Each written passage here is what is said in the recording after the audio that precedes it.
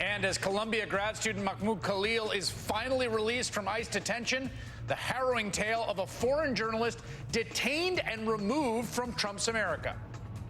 I was sitting there in front of this border agent in a windowless room, not knowing if or when I would ever be released. When All In starts right now. Good evening from New York. I'm Chris Hayes. What the Trump administration is currently doing day by day throughout American cities is so vile and indefensible. Neighbors being chased and wrestled to the ground, folks being asked to show their papers, that Americans en masse are getting fed up. We've got some new data to show you tonight. Take, for example, Los Angeles. This whole week was filled with masked, heavily armed officers of ICE and Border Patrol rolling up on flea markets, Home Depot parking lots, Walmarts, even Dodger Stadium in search of immigrants to arrest. In fact, there has been no unrest in LA for over a week, none whatsoever. And yet Trump still has thousands of Marines and National Guard soldiers patrolling the streets.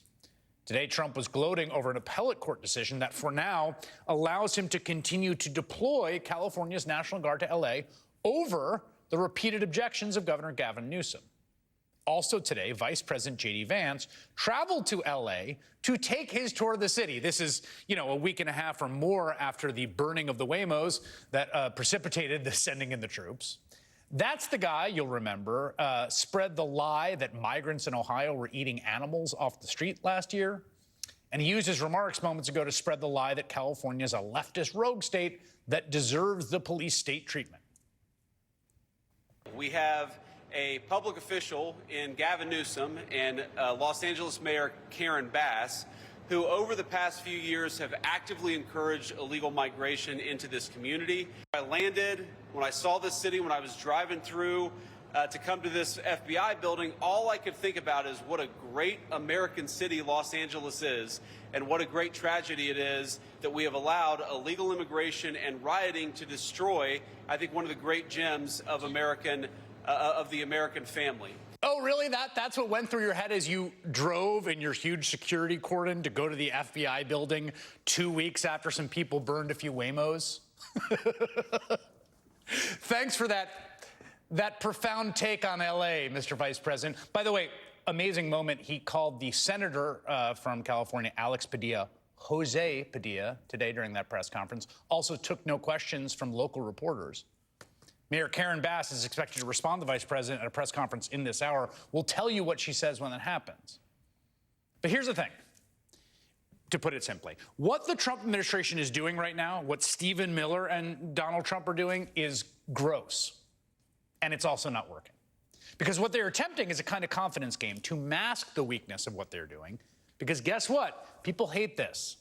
I mean, J.D. Vance, one of the most cravenly cynical figures I've ever seen in American life, loves to spend a lot of time congratulating himself for looking out for the interests of U.S. citizens, while his straw men foes allegedly don't care about Americans. But what have we seen in L.A., really, Mr. Vice President? We've seen video after video of American citizens and their friends and their family and their neighbors, the people that are part of American citizens' lives, being ordered to present their papers and being grabbed and wrestled to the ground and detained, including elected officials. That guy, Alex Padilla, not Jose, Mr. Vice President. And we keep seeing Americans non-violently confronting those masked, armed agents wherever they go. Like employees of a Walmart that was raided in L.A. County on Tuesday. One of them recorded his colleague, again, a U.S. citizen, right? An American, in good standing, Mr. Vance, getting shoved, then swarmed, and then arrested for allegedly punching the masked agents who swarmed him. What is he doing? He's a hard-working boy. Hey, we're taking this. I'm giving this. Yo, chill. I'm not doing. Hey, what the dude? You can't be doing that. This is my civil right. I can record you if I want. Hey, yo, what the look? Put it in the car. Put it in the car. Hey, these are illegal citizens, you pieces of you. Put it in the car. Put it in the car. Hey, what the is wrong with you guys? Look. Now, what ICE wants you to believe is that the unarmed man in the blue vest was the aggressor in that video, in that incident, not the dozens of heavily armed men in war camo, okay? Even the Los Angeles Fox affiliate pointed out the Walmart security video showed no punches. And we've seen more scenes like this, scene that nearly replicated in a raid at the Hollywood Home Depot. Come on, get back on the sidewalk! You guys have no right. Bounty hunters only, not real. You guys have to identify yourself, who you are. They're coming to us, so we're over here. I don't want to do that. You guys You're coming to us. You're coming to us. Yeah, I know, but we're coming We to are us. recording. We're right here. We're recording. You know what? Americans have a right to do that in this free country. American citizens have a right to do that. They have a right to not be roughed up by masked men holding long guns. You know, even the country's most popular pro-Trump podcaster, Joe Rogan, much has been made about his support for Donald Trump during the campaign, made a pretty important point this week that American voters, the vast majority of them, did not vote for this. If the Trump administration, if they're running and they said, we're going to go to Home Depot and we're going to arrest all the people at Home Depot, we're going to go to construction sites and we're going to just like tackle people at constructions, I don't think anybody would have signed up for that. They said, we're going to get rid of the criminals and the gang members first, right? And now we're seeing like Home Depots get raided. Like, that's crazy. It is crazy. I mean, that's what Stephen Miller wants. He wants to construct a police state so as to abduct, incarcerate, and deport 13 million people. And yet, despite all the protests from every part of the political spectrum, Trump's Border Patrol is making propaganda videos of its armed agents locking and loading for warfare in full military fatigues and body armor mass to raid a suburban flea market and ask patrons where they are from. Again, the administration thinks all this plays to Trump's strengths. I mean, you can see, like, Stephen Miller, like, popping a vein in his head of how much he enjoys this. Yet get this, ready? Trump's polling on immigration, historically one of his strongest issues, genuinely a huge strength during the campaign, there's no question. It's nosediving. Quinnipiac poll earlier this month showed Trump underwater by 11 points on immigration.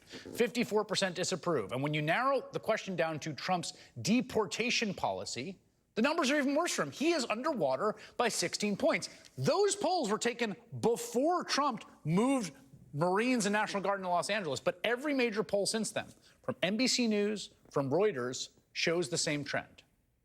Voters are rejecting Trump's police state because it is un-American. And it's not just, localized to Los Angeles. These scenes are playing on local television every night across the country. Here's one in Chicago, where 2 American soldiers, again, American citizens, volunteered to physically protect their mother from ICE. We hear stories of people showing up for standard case checkups only to find themselves taken into custody by ICE agents. 2 members of the National Guard, seen here, decided to accompany their mother to her Chicago immigration appointment. We fear that she might get taken into custody. There's been reports of that. They get a text or an appointment. They have to come in, and they end up getting detained. Putting their own bodies in front of their mom in uniform to prevent her from being snatched by the secret police. Now, that's the same thing, by the way, that New York City Controller Brad Lander was doing for migrants in the city when federal agents roughed him up and cuffed him this week. Similar activities are now being bolstered by the first U.S. bishop appointed by Pope Leo, Michael Pham, who came to this country as a refugee from Vietnam when he was 13, sent a letter to fellow priests in Southern California encouraging them to show up in federal buildings today, World Refugee Day, and support immigrants in their immigration hearings. According to reporters in San Diego, due to Bishop Pham's presence in the courtroom, cases of immigrants today were effectively postponed.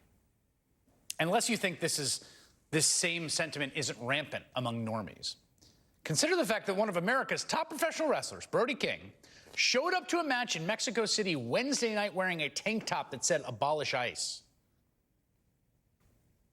I'm going to say this slowly and clearly because it's important, and there's a lot of misdirection on this.